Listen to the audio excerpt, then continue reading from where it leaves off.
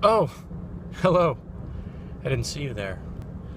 You must be here for your daily dose of Lambdog. Man, teetotalers.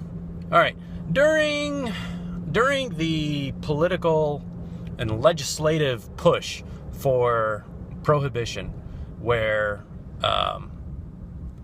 the push was made to ban alcohol and to actually, in effect, dictate behavior or public consumption of a certain good. The people who were opposed to it were referred to as teetotalers. Now, there is the Ken Burns documentary on prohibition that I actually learned this from, and I had heard the term teetotalers before, and it had to do with total temperance, as in, total sobriety, total temperance. And it wasn't enough for these people. I would say in their context they were progressive, but these were right-wing, fundamental religious people who were using legislation as almost a religious process. And they had started doing it towards the end of the 19th century, but around the turn of the century, these people really began gaining momentum and really began gaining push with women's suffrage and everything else. But it wasn't enough for them just to have their own opinion.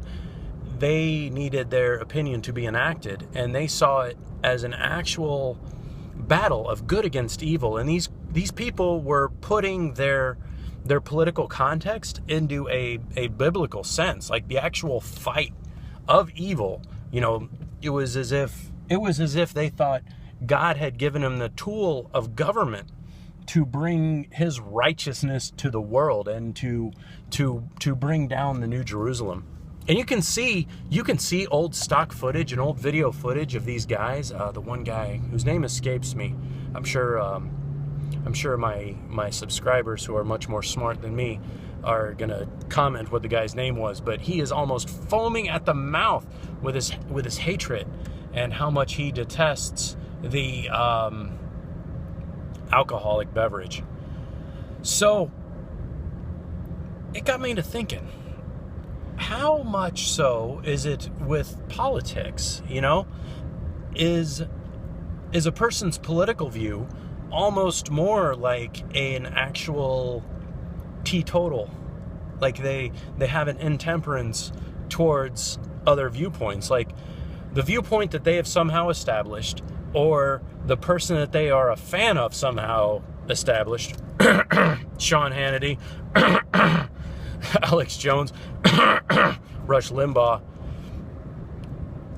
It's not enough that they can just share that person's opinion, but they require that you have this correct opinion, because they have taken the time to invest their actual honor almost in this political view. And any sort of a challenge of this view or any sort of a challenge of this opinion is an actual challenge to their honor or their thought process.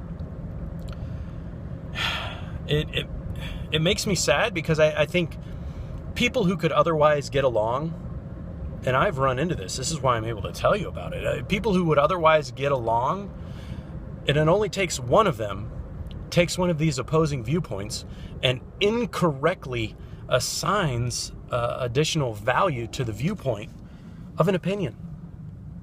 And where that's truly the tragedy is when that opinion is not even their own. I'll see y'all later.